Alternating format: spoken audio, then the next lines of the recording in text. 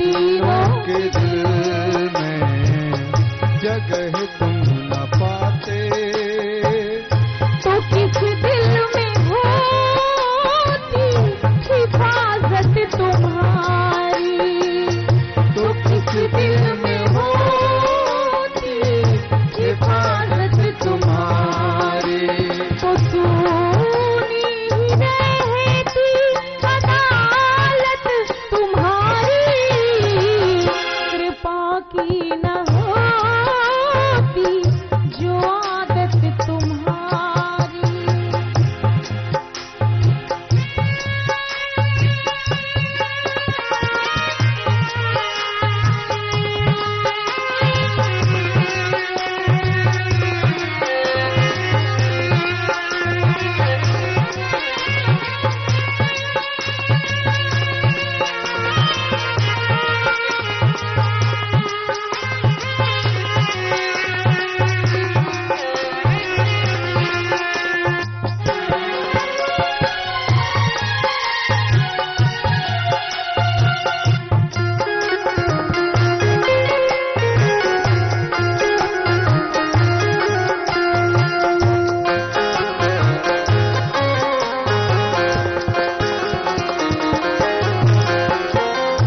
गरीबों की दुनिया है आबाद तुमसे, गरीबों की दुनिया है आबाद दीन बंधु भगवान की, गरीबों की दुनिया है आबाद तुमसे, गरीबों की दुनिया है आबाद तुमसे, गरीबों से है बादशाहत तुम्हारी, गरीबों से है बादशाहत तुम्हारी, तो सुनी ही रहती अदालत तुम्हारी, कृपा की न होती जो आदत तुम्हारी।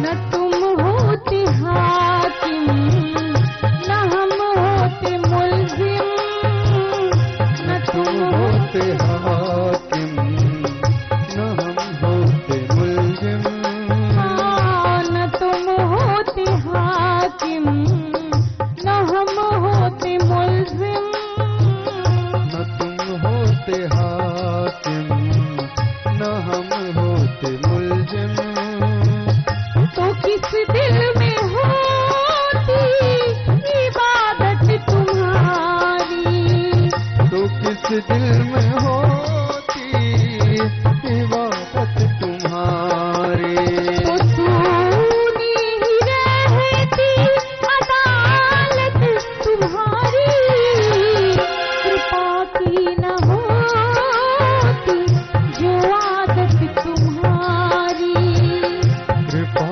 की न होती जो आदत तुम्हारी,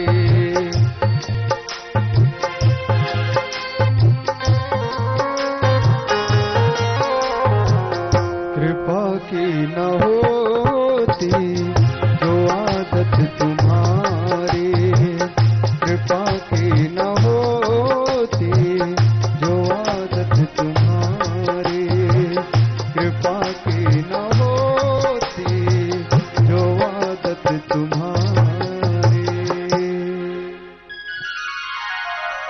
भक्तों, भगवान का यह स्वभाव ही तो है कृपा करने का। जो संसार से उन्हें अलग करता है। भगवान की यही तो करुणा करने की भावना, करुणा करने का जो स्वभाव है, वही तो संसारियों से उन्हें भिन्न करता है।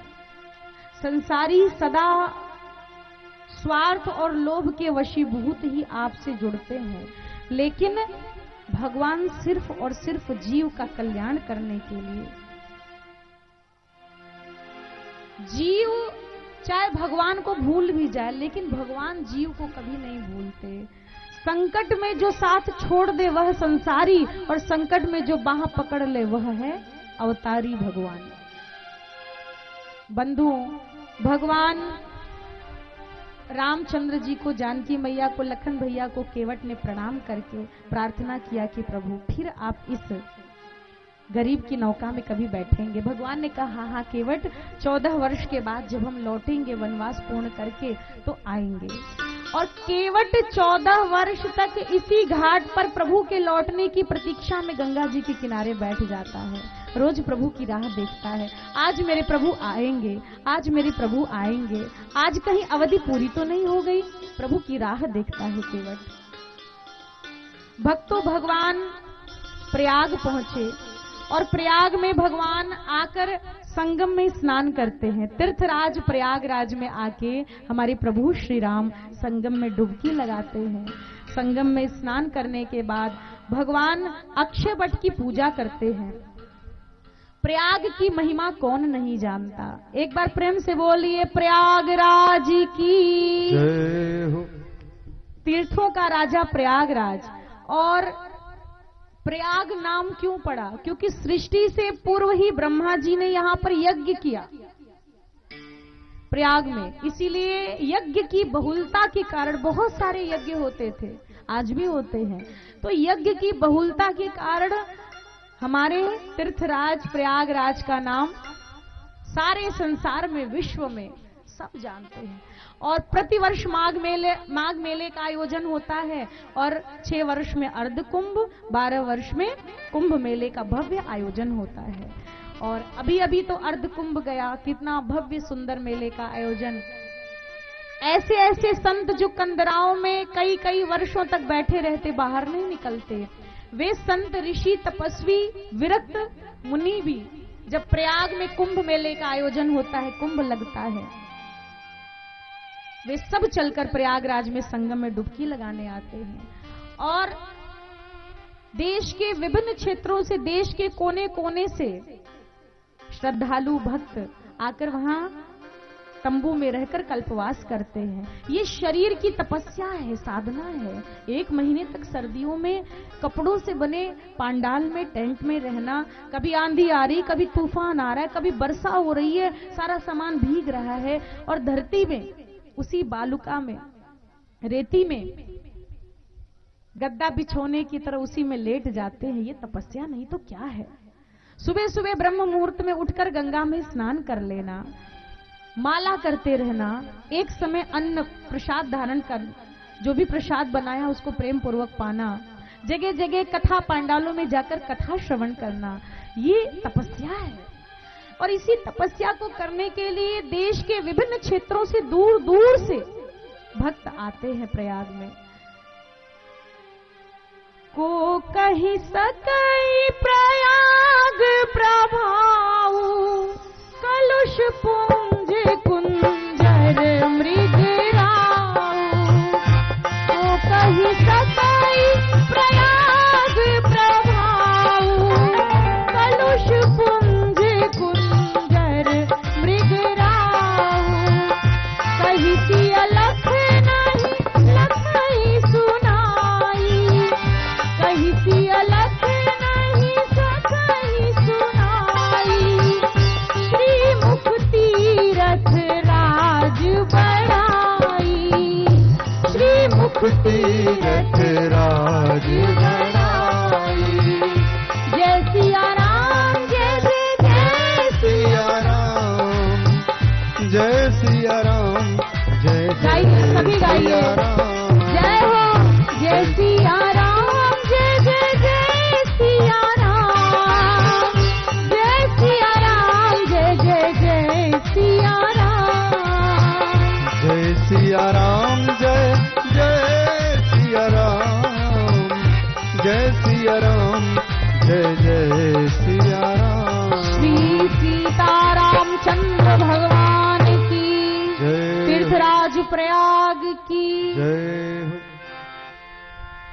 तो संगम के तट पर भगवान स्नान करके पूजन करते हैं, सूर्य नारायण भगवान को अर्घ्य प्रदान करते हैं और वट वृक्ष का पूजन करने के पश्चात भगवान भरद्वाज ऋषि के आश्रम में आए। आपको बताया था ना प्रारंभ में, भरद्वाज मुनि बस ही प्रयागा, जिन्हि राम पद अति अनुरागा। भरद्वाज जी प्रयाग में निवास करते हैं, जिनका राम जी के चरणों में रति है, अनुराग है। ऐसे भरद्वाज जी के पास भगवान चल कर आए। हमने आपसे बार बार निवेदन किया कि जिसका अनुराग राम जी के चरणों में होगा तो उसे भगवान तक नहीं जाना होगा, राम जी खुद चल कर जाएंगे, उसके पास पहुंचेंगे। और आज भगवान भरद्वाज जी के आश्रम में आए। भरद्वाज आश्रम सब आए, देखन दशरथ सुवन सुहाए। भरद्वाज जी के आश्रम में आए। भरद्वाज जी तो प्रसन्नता के मारे फूले नहीं समा रहे हैं, उठकर खड़े हुए भगवान का दिव्य स्वागत किए, अपने हृदय से भर लिया, दिव्य आलिंगन प्रदान किया, भगवान को बार बार प्रणाम कर रहे हैं और भगवान को दिव्य स्वच्छ निर्मल आसन पर बिछाकर भगवान को बिठाया है, आसन बिछाया, भगवान को वंदन करके बिठाया है, भगवान को कंद मूल फल दूध इत्यादि देकर भगवान की सेवा की है। और तत्पश्चात बंधुओं, उस आश्रम में रहने वाले जितने साधु संत ऋषि मुनि हैं, सबको पता चल गई ये बात। भगवान जगत के नियंता पधारे हमारी कुटिया में। सब दौड़ दौड़ कर आने लगे प्रभु के दर्शनों के लिए व्याकुल होकर, और दर्शन पाकर सब अपने नेत्रों को सफल कर रहे हैं। बंधुओं, मुनि के आश्रम में ही भगवान श्री रामचंद्र जी ने रात्रि व्यतीत की। एक रात्रि भगवान भरद्वाज जी के आश्रम में व्यतीत करते हैं और प्रातः काल जैसे ही सूर्य उदित हुए भगवान ने स्नान किया है और सब क्रियाओं से निवृत्त होकर भरद्वाज जी से हाथ जोड़कर निवेदन करते हैं कि ऋषिवर, आप एक बात बताइए कि हम किस मार्ग से जाएं, कहाँ जाएं। देखो, मुनि ही बता सकता है कि व्यक्ति को किधर जाना चाहिए। मुनि कौन? जिसने अपने मन को वश में कर रखा है, मन जिसके अधीन है, इंद्रियां जिसके अधीन है, वही मुनि है। जो मनन करता है किसका? शास्त्रों का, उपनिषदों का, ग्रंथों का, सदगुरु की वाणी का जो मनन करता है, जो मननशील जीव है, वह मुनि है। और संसारी से पूछोगे कि किधर जाएं, मार्ग कौन सा हो, किस मार्ग से जाया जाए, संसारी खुद भी भटक रहा, आपको भटका देगा। इसलिए सावधान, किसी संसारी से नहीं पूछना है। किससे पूछना है? पूछना हो तो किसी मुनि से, जो स्वयं भी सदमार्ग पर, भगवत मार्ग पर चल रहा हो और आपको भी उस सदमार्ग पर चलने के लिए प्रेरित करे, जो सही मार्गदर्शन करे, उससे पूछना चाहिए। बंधुओं, आज मनुष्य अशांति और भटकाव में इसीलिए तो भटक रहा है क्योंकि उसके जीवन में न तो सच्चा सदगुरु है और न ही सही मार्ग पर चल रहा है। भटकाव है जीवन में। लेकिन भगवान ने किसी भटकने वाले से नहीं पूछा है, मुनि से पूछा। भरद्वाज मुनि बसहि प्रयागा, जिन्हि राम पद अति अनुरागा। ऐसे अनुराग रखने वाले राम जी के चरणों में भरद्वाज जी से पूछा, किस मार्ग से जाएं, कहां जाएं। भक्तों, अब भरद्वाज जी जो संगम के तट पर रहते हैं, ध्यान देकर सुनेंगे। संगम के तट पर त्रिवेणी 3 नदियों की जलधारा है, गंगा, यमुना, सरस्वती। गंगा ज्ञान की प्रतीक है, यमुना रसरानी भक्ति की, प्रेम की प्रतीक है, प्रेम स्वरूपा है। ये तो भगवान की पटरानी है, कृष्णचंद्र की पटरानी है। और बंधुओं, सरस्वती वाग देवी है। भक्ति, ज्ञान, वैराग्य, जब ज्ञान होता है तो वैराग्य आता है, संसार छूटता है। तो सारे जितने भी हमारे घाट हैं, भक्ति, ज्ञान, वैराग्य, वो तो एक ही जगह प्रयागराज में निवास कर रहे हैं, संगम त्रिवेणी तट पर। तो ऐसे त्रिवेणी तट की जलधारा में, त्रिवेणी के किनारे आश्रम में रहने वाले हमारे भरद्वाज जी, उनके भीतर भक्ति भी है, ज्ञान भी है, वैराग्य भी है। भगवान से पूछते हैं तो कहते हैं कि प्रभु, आपको जो मार्ग भावे, चाहे भक्ति मार्ग हो, ज्ञान मार्ग हो, जो अच्छा लगे उसी मार्ग से चले जाइए। आपके लिए प्रभु कौन सा मार्ग दुर्गम है, सारे मार्ग आपके लिए सुगम है प्रभु। भक्तों, लेकिन भगवान कहते हैं कि इस समय मैं आपका एक साधारण जीव बनकर एक ऋषि से पूछ रहा हूं, आप मेरा मार्गदर्शन करें प्रभु। अब देखिए, भगवान वाल्मीकि जी की कुटिया किस मार्ग से मिलेगी, संकेत किया है। वाल्मीकि जी की कुटिया तक जाना है प्रभु को। भगवान मार्ग में जब आगे बढ़े तो जितने भी नगरवासी थे, जो भी भगवान का दर्शन प्राप्त कर रहे थे, सब कोसने लगे। ते पितु मातु कहूं सखी कैसे, जिन्ह पठे बन बालक ऐसे। अरे सखी, जो नगर की बहुएं थी, कुल वधुएं, वे आपस में कहती हैं कि सखी देखो तो सही, ऐसे सुकुमार चरणों वाले बालकों को, राजकुमारों को जंगल में नंगे पांव कांटों में इस तरह कंकरीली पथरीली धरती पर भटकने के लिए भेज दिया। अरे कितने निष्ठुर हैं इनके माता पिता, उनको दया ना आई, ऐसे भेज दिया अपने बालकों को। अरे ऐसे अगर सुकोमल सुंदर मनमोहक राजकुमारों के लिए वन बना है, तो भव्य प्रासाद भला किसके लिए बने हैं, ये बड़े बड़े महल किसके लिए बने हैं। अगर ऐसे राजकुमारों के लिए वन बना है, तो महल किसके लिए बना है। अगर जंगल के कंद मूल फल खाने के लिए ये राजकुमार बने हैं, तो जो 56 भोग महलों में खाते हैं राजा लोग, धिक्कार है उनको कि ये दो राजकुमार जंगल में भटक भटक कर कंदमूल फल फूल खा रहे हैं, और महलों में रहकर लोग कंदमूल खा बढ़िया 56 भोग का प्राशन कर रहे हैं। सब धिक्कारने लगे, कैसे जंगल में भेज दिया इन दो सुकोमल राजकुमारों को। भगवान अब आगे बढ़ते आए और कहां पहुंचे, गांव गांव को दर्शन देकर धन्य करते हुए भगवान राघवेंद्र सरकार वाल्मीकि जी की कुटिया में पधारे। प्रेम से बोलो वाल्मीकि भगवान की जय हो। ऐसे वाल्मीकि ऋषि प्रवर श्रेष्ठ, जो भगवान की साधना में अपने जीवन को लगाए हैं, ऐसे वाल्मीकि जी की कुटिया में जब भगवान पहुंचे, वाल्मीकि मन आनंद भारी की, मंगल मूर्ति नयन निहारी। मुनि कहु राम दंडवत कीन्हा, आशीर्वाद विप्रवर दीन्हा। भगवान रामचंद्र जी ने कहा कि सरकार, हे ऋषि प्रवर श्रेष्ठ वाल्मीकि ऋषि प्रवर श्रेष्ठ, आपके चरण कमलों में ये राम वंदन करता है, आशीर्वाद दीजिए ऋषिवर। भगवान राम ऋषियों के चरणों में, और भी जो साथ साथ आश्रम में कुटिया में ऋषि मुनि साधु रहते थे, वे भी जब दौड़ दौड़ के आए भगवान के दर्शनों हेतु, भगवान सबको हाथ जोड़ते हैं। देखो, भगवान अपनी भगवत्ता को भूलकर ऋषियों को प्रणाम करते हैं।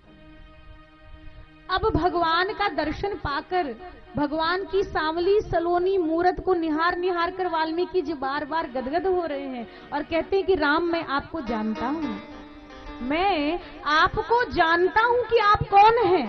कौन है ये राम?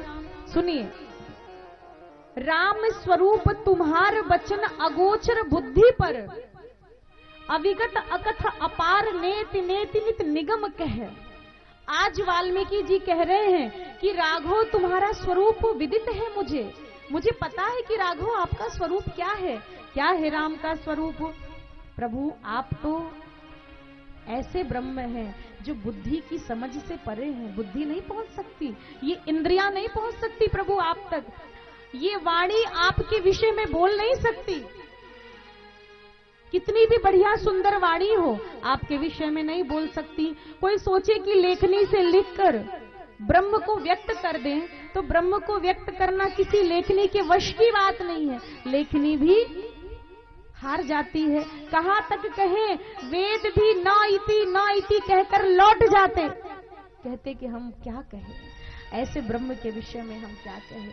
लेकिन मैं जानता हूं आप कौन हैं प्रभु। सुनि मुनि बचन प्रेम रस साने, सकुचि राम मन महु मुस्काने। भगवान रामचंद्र जी ऋषि के मुख से सुनकर बार बार प्रसन्न हो रहे हैं। अरे ऋषिवर, आप ऐसे इतनी प्रशंसा किए जा रहे हैं, प्रभु क्या मैं आपको नहीं जानता? क्या आपका रहस्य मुझसे छिपा है? आपके रहस्य का उद्घाटन है मेरे पास प्रभु, मैं आपको जानता हूं, विदित है। बंधु, भगवान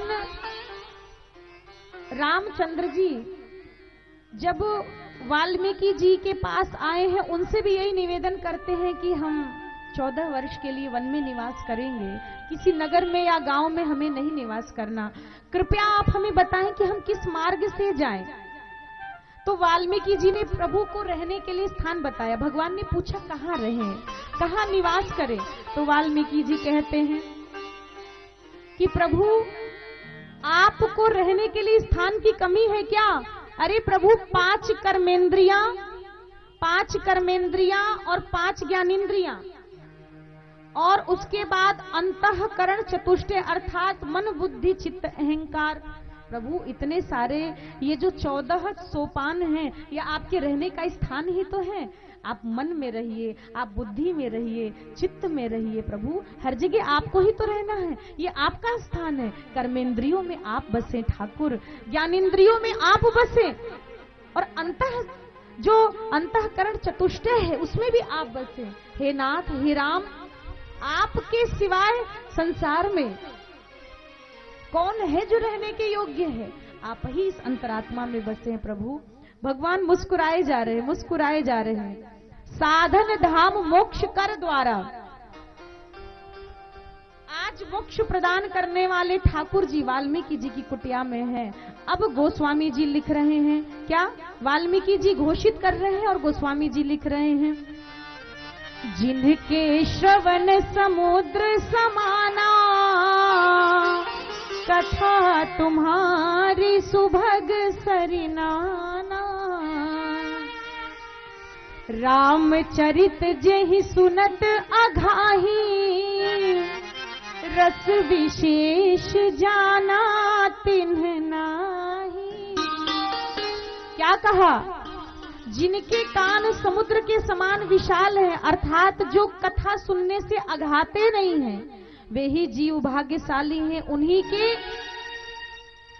कर्ण शोभा के योग्य हैं, जिन कानों से भगवान राम की कथा गंगा का पान किया जाता है। जैसे नदियां अपना जल सागर को ले जाकर सागर में उड़ेलती हैं, नदियां पहाड़ों से, झरनों से बह बह कर आकर अपने जल को सागर में उड़ेल देती हैं, कभी थकती नहीं है। ऐसे ही जो जीव भगवान की कथा सुनने से नहीं थकता, उसी के कान श्रेष्ठ हैं, शोभा के योग्य हैं। और आगे क्या लिखते हैं, रामचरित जेहि सुनत अघाही, रस विशेष जाना तिन्ह नाही। राम जी की कथा सुनकर जो अघा गया, तृप्त हो गया, इसका मतलब कि उसने कभी राम जी की कथा अभी तक तो सुनी ही नहीं, क्योंकि राम जी की कथा ऐसी है, पर